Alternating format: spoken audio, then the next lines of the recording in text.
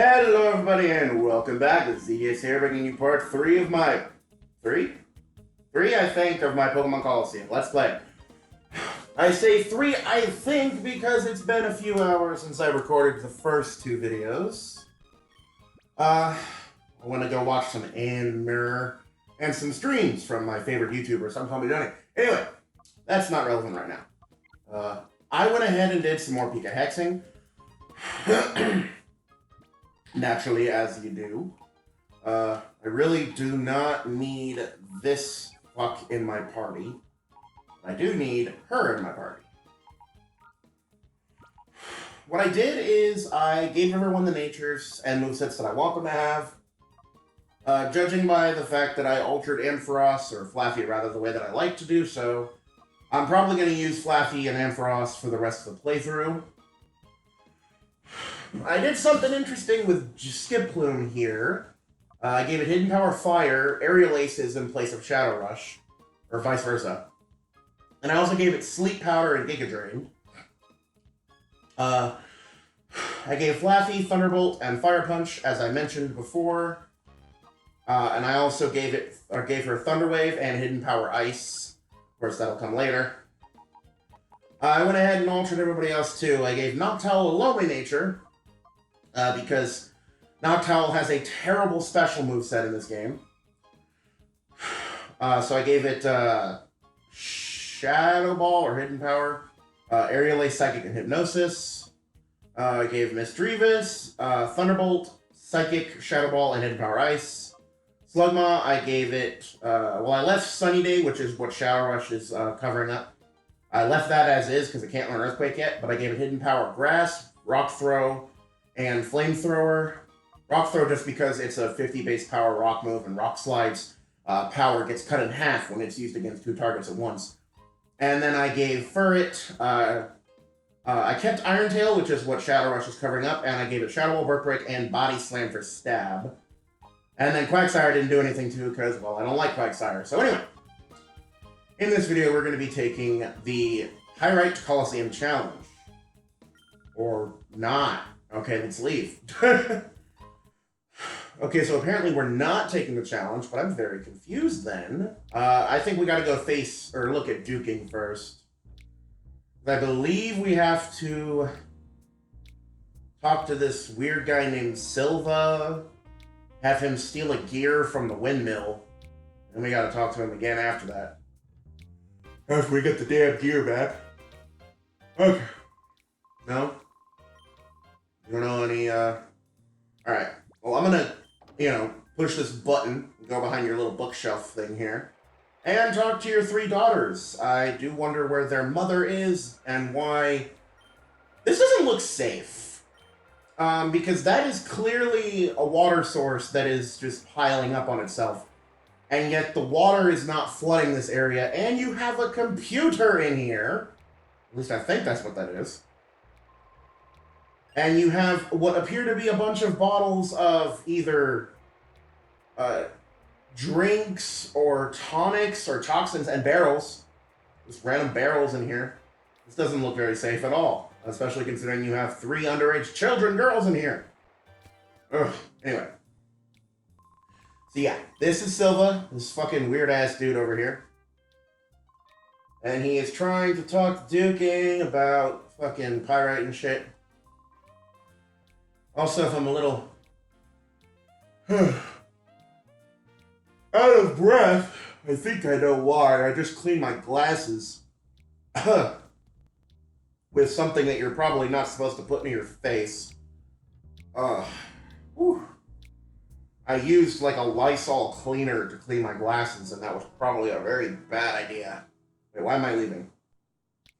Yeah, Sylva's gonna try to steal, well, not try to, he does. He's gonna steal the gear to the windmill, which for some reason makes the fucking, Colosseum completely lose power. I don't really understand how that works, but whatever.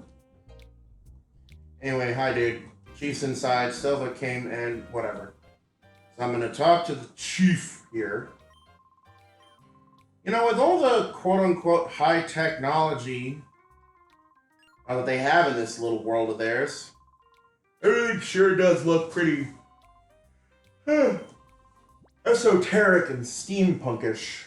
Yeah, I'll help you. I have my eyes closed when I hit the B button. Yeah, we gotta... Oh, look at this guy. He's just like... driven to desperation. Yeah, some plot points in this game don't make sense. God damn, I wish my fucking character moved faster.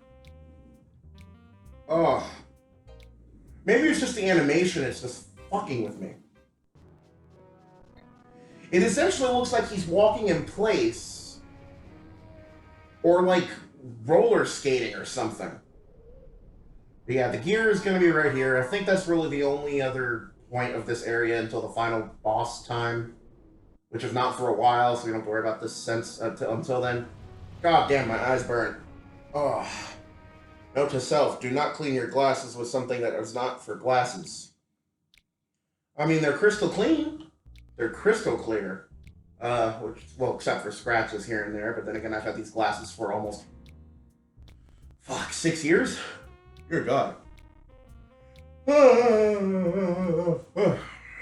Only reason I haven't replaced them is because my insurance doesn't cover it.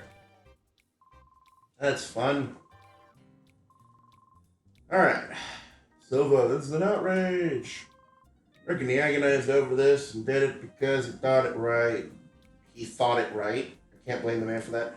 He beat you up, stole a gear to a power supply, and then threw it somewhere else, and you're just gonna... Okay. Whatever.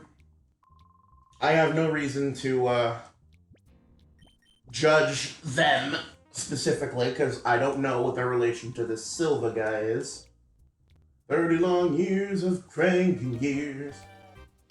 See, what I don't get is how that fucking windmill, like, how does it turn? Do the gears turn it, or does the wind turn the windmill? And if the wind turns the windmill, wind energy is not very efficient, and those things don't... That thing is not going very fast at all. Maybe... I don't know. Maybe there's like an updraft from the canyon or something. What I'm getting at here is that is a very, very inefficient power source, to my knowledge. I don't really see how that can power an entire fucking Colosseum. But maybe that doesn't need that much power to operate. I don't know. I mean, this whole entire fucking town just looks like it was built out of sheet metal. Scrap metal. I mean, look at the areas here. It's like they were all haphazardly made. I feel like maybe the Orre region is like rich in ore, and that's probably where it got its name from. But more specifically, that the Orre region is a new region. Like, it's not very old.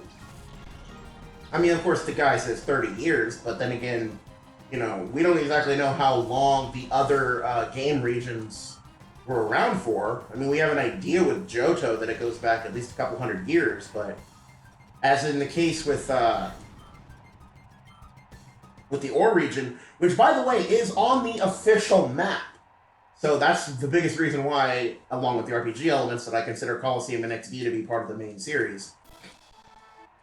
But, I don't get it. I mean, I guess I really can only think of the region itself being rather fresh, rather new.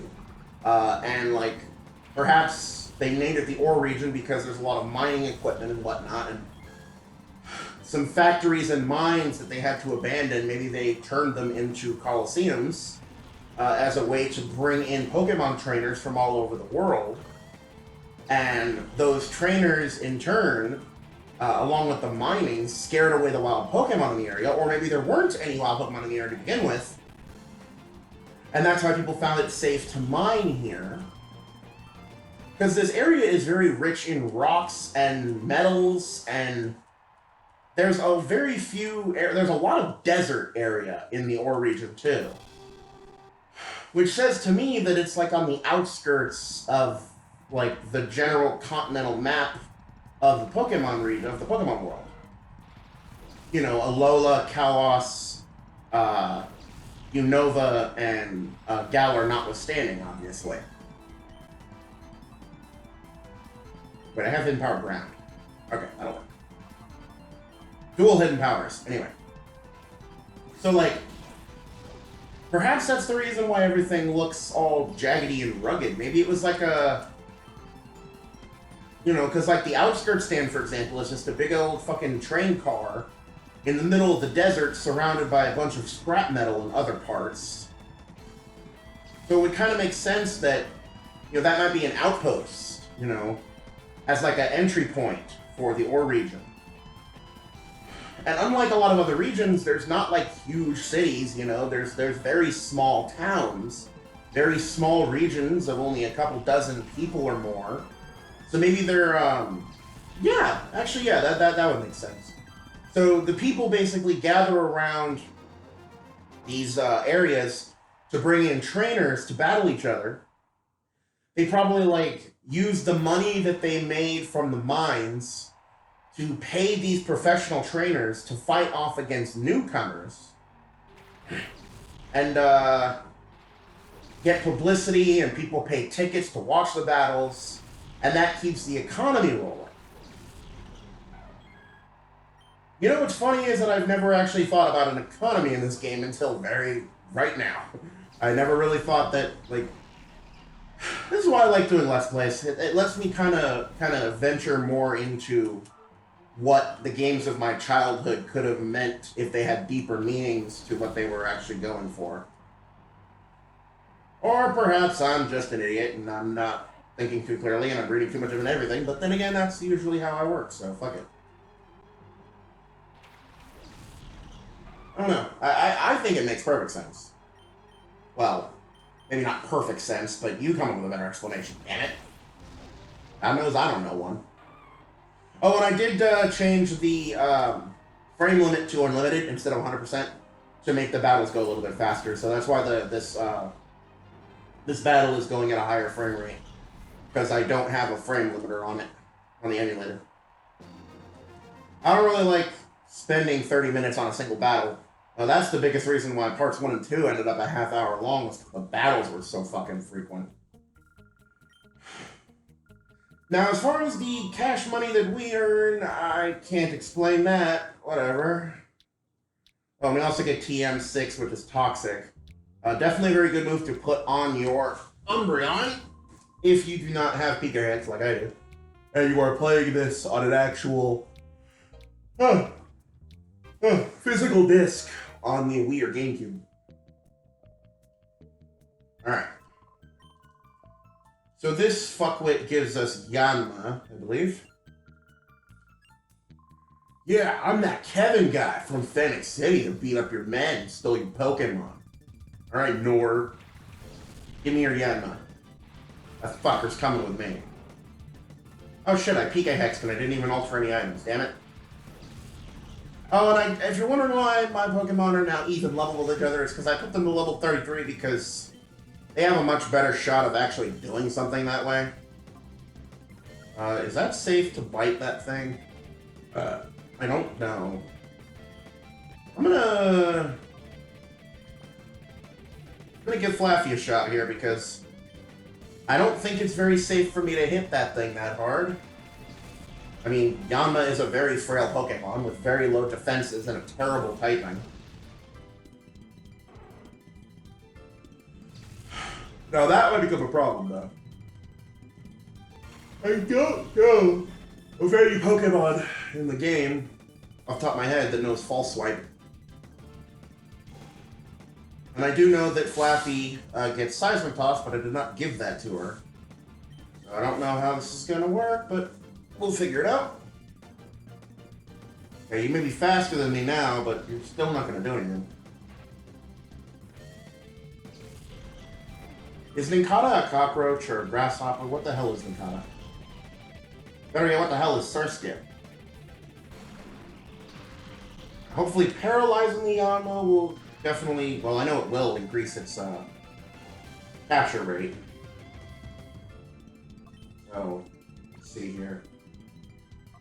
There's literally nothing I can do with my fucking Espeon that won't kill that thing. Oh no, I can probably hit it with Shower Ball. Now let's give that a shot. Yep, that'll do. Just a little bit of damage. Doesn't need to be a lot.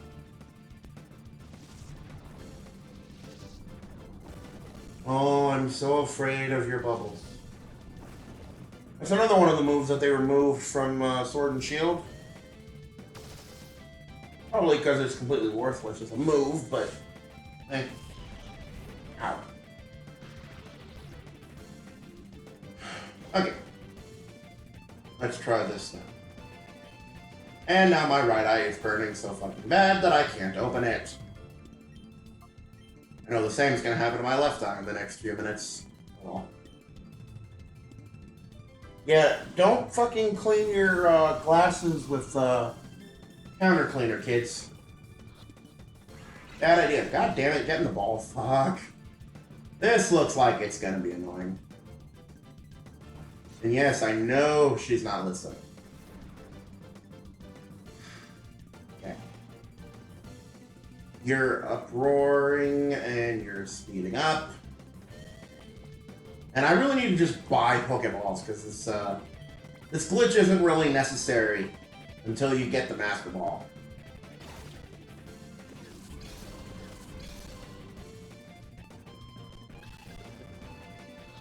Come on. I jinxed it. Fuck. Okay, my eye burns like a motherfucker right now. This is fun. I can see clearly out of my glasses, but I can't see clearly out of my eyes. Sorry if I'm just bitching about my eyes for the last few minutes, but I mean, there's not really much else to talk about at the moment. It's just I'm fucking chucking balls at a damn Yanma. Not much else going on here. I could probably hit it with another Shadow Ball, but I always get scared because for some reason Colosseum really likes applying critical hits to Shadow Pokemon when the critical hit would kill the fucking Pokemon that you're trying to capture. I've had that problem for the entire time I've been playing this game, and I've played Colosseum all the way through too many times. Colosseum, I believe, is the only Pokemon game as well that its time clock maxes at just under 100 hours. No other Pokemon game that I know of maxes out at that little. Everyone else maxes out at just under 1,000 hours. I don't know. Okay, so basically what we're here to do is we're here to recover Plusle from Revel, Pokemon XD Darkness. To recover him from Maribee. Maribee stole Duking's Plusle to keep his ass in line. Oh, by the way, that's an Ian file. They're only useful if you don't know anything about Shadow Pokemon. I know everything about Shadow Pokemon, so I have literally no incentive to grab that item. It'll literally be there forever, so fuck it. Okay, well, this guy is an unavoidable battle, unfortunately. It's kind of dumb that he's unavoidable, though.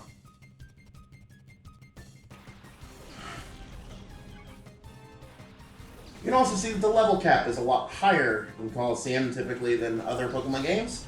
Because in most Pokemon games, you're not hitting the 30s until about halfway through. But no, this game starts you at a high level and just keeps going. I mean, the final boss is only level 60. Still. He may be only level 60, but he hits like a fucking truck. And frankly enough, he's actually higher level than the final bosses in XD Gale of Darkness, so it is definitely a much harder Pokemon game than XD is. The biggest reason that Colosseum is harder, though, is because of limitations rather than the game actually being harder. It limits your options. It gives you fewer Pokemon to work with and less strategy to go for. So it's not harder by, actual challenge. It's artificially hard, similarly to how, Metroid games handle higher difficulties.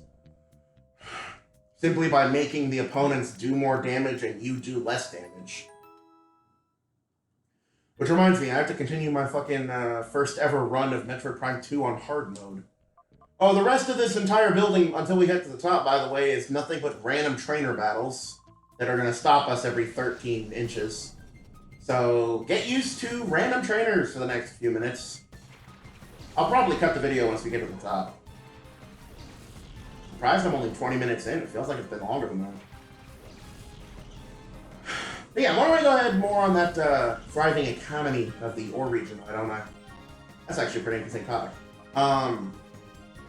Yeah, I kind of think that,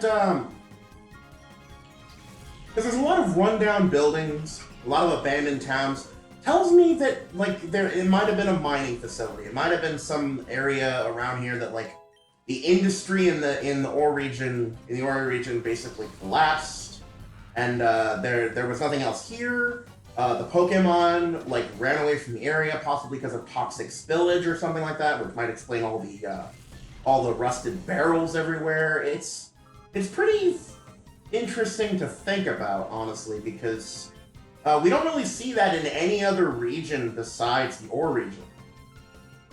I mean, Johto and Kanto are separated by a mountain range, but they're both large regions with big cities. Plenty of routes for wild Pokemon and all that stuff. And plenty of things to do. The Hoenn region is a collection of islands that are all inhabited and all have, you know, varying degrees of towns of different sizes and constituents, along with plenty of routes for Pokemon.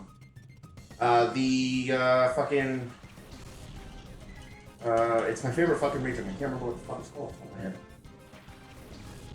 Oh god, I'm gonna kick myself in the ass if I can't remember what this is. Pokemon Platinum's region. Oh my god, I can't remember. Holy hell. Sinnoh, that's right. Sinnoh region. I cannot believe I blanked on that.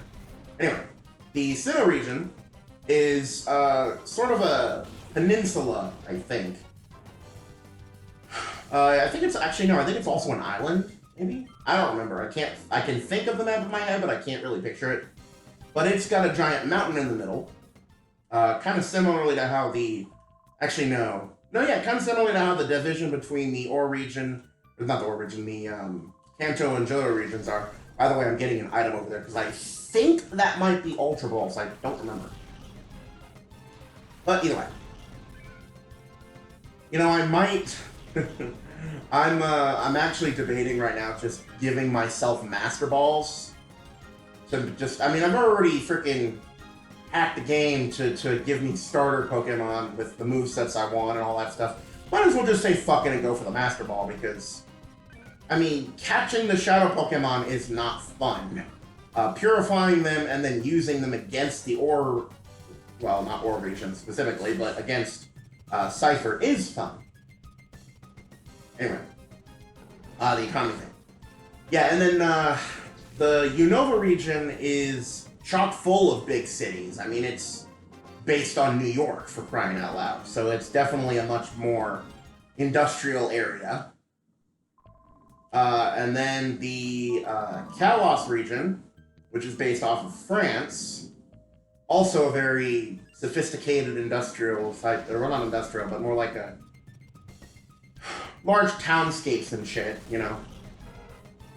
And then the Alola region, which is based on Hawaii, is, you know, a collection of very large islands, but still has very big cities. And then you look at the Galar region, and it's very similar to New York in a way, because it's based on the UK. Although it also has very large cities, it also has a lot of open grassland, obviously, the wild area, you know, and other separate grass on top of that. But then you look at the Orre region.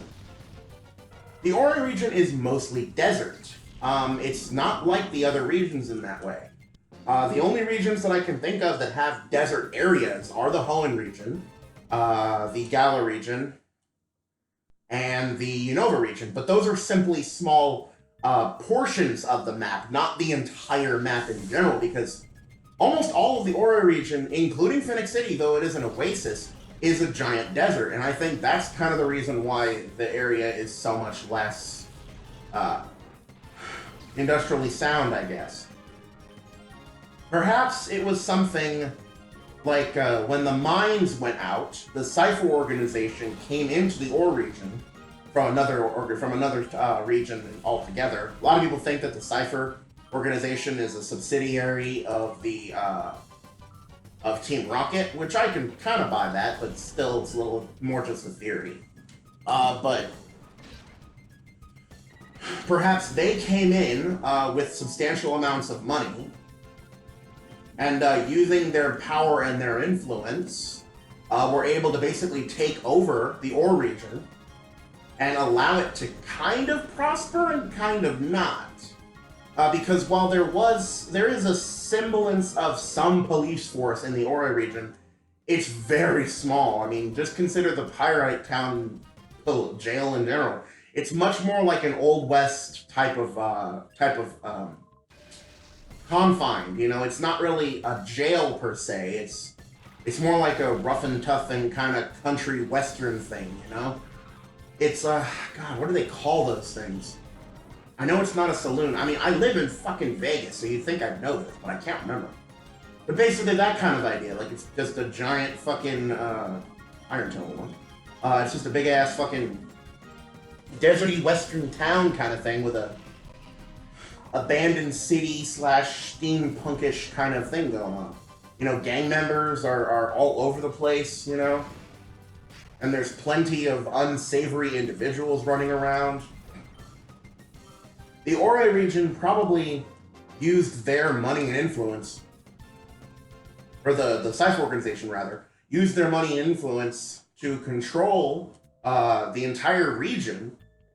And to my, you know, a thought pattern, I guess, probably just, you know, even though they were treating everybody like shit, their money was probably the only thing that was keeping the Orre region actually thriving after perhaps, like, you know, the mines had collapsed and whatnot.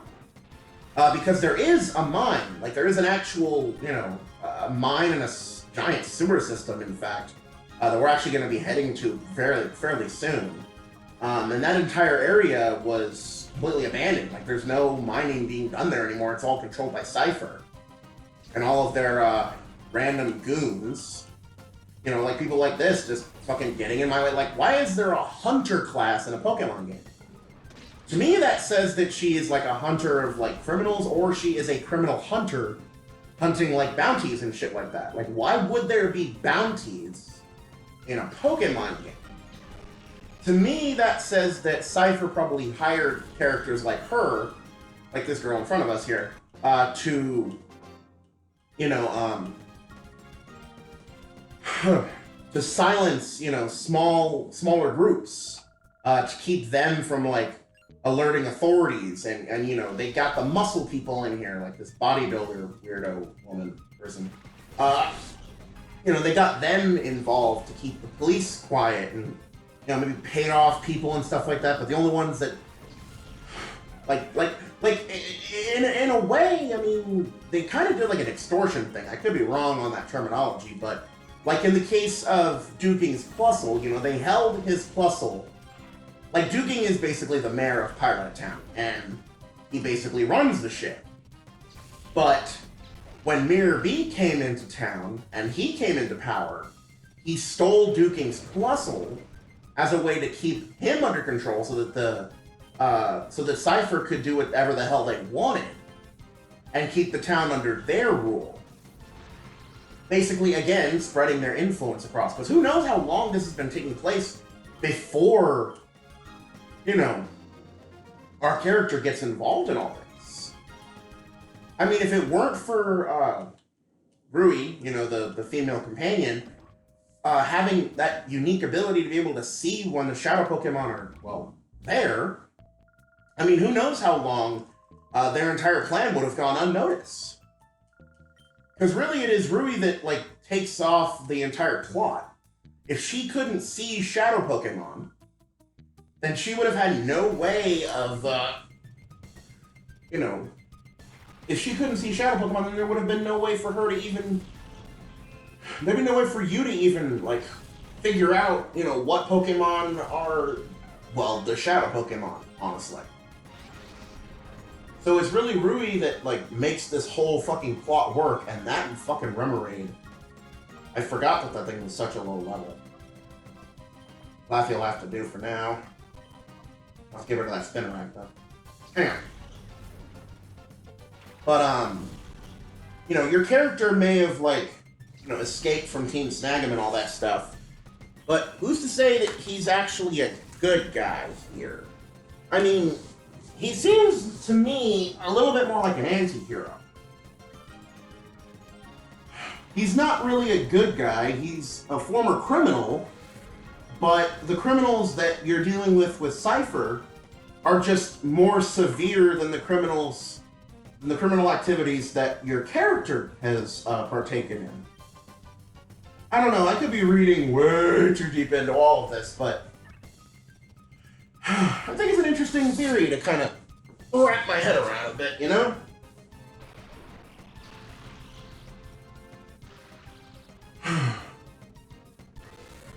Holy cannoli! These videos wipe me out for some reason. I think I'm gonna just throw in Master Balls into the game. I don't really want to struggle with catching Pokemon, honestly. It's really annoying.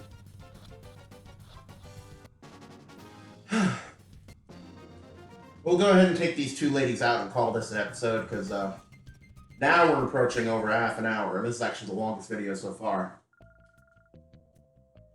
I really wanted to clear out the entire building first. Because then we have an entire cave, well, not an entire cave system, but we have a cave system to explore after this. It's a pain in the ass. But, whatever. Oh, my neck. My neck, my shoulder blade. I have to lean on my right side to play the game. And I'm fat, so it's unpleasant and painful. I don't know. I could probably hit Mantine with Psychic, considering it has 140 base special defense, and it probably wouldn't kill it. Might half kill it, though. Actually, it would almost certainly half kill it. Which would not be good, because if I got a crit, it would be a one-hit KO. Oh my god, my shoulder blade. Whew. It's like it's either my back's hurting or my shoulder's hurting. My body can never decide which. Okay, that did a lot less damage than I thought it would, actually. Well, not a lot less, but I thought it would do more than that. I'm also running out of psychics. This is why I keep max elixirs. They're very useful. And I honestly completely forgot that I was even doing anything.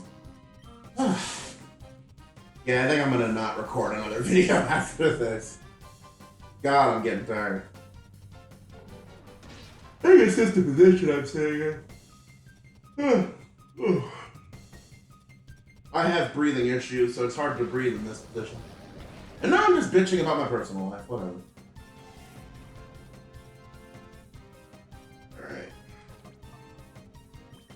Fucking get this over with, throw a fucking great ball at your face, and then hidden power that yonder into death and oblivion. Eyes are burning, my legs hurt, my everything hurts. I'm gonna go sit back in my chair. That should be a catch. There we go. And once we kill this bloody fucking dragonfly, which I really wish that Yanmega was a bug dragon type instead of a bug flying type. I think that would have fit a lot better, personally. We've yet to have a bug dragon, and I think it'd be cool. I really think Zygarde should have been a bug dragon, but I guess with its 100% form and its 10% form, a bug dragon type doesn't really fit. Well, they could have done something else, you know, maybe make its ultimate form a dragon ground type, and then its, you know, 10% form, like a fucking, I don't know, dragon fighting or something, I don't know. Or maybe just make it a pure dragon type. Then it acquires the bug typing if it becomes 50% complete, and the ground typing when it becomes 100% complete.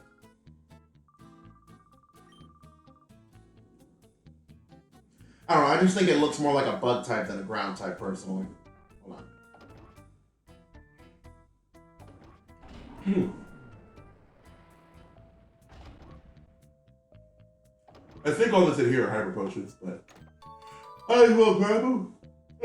Okay. And that door closes behind us, and we can't go back the other way. I I really wish we could, but we can't. Gotta trek through the whole fucking building again after this, although it's not long since we essentially beat everybody now. But yeah, we are hitting 35 plus minutes, so I'm gonna go ahead and call this an episode. Thank you guys so much for watching. If you guys have any ideas for future content, please leave your suggestions in the comment section down below or on my Twitter page at SoDyrus. The link will be in the description. And until next time, this has been ZDS, making you to refine one video at a time, and I will see you guys in the next episode. Have a good night, everybody.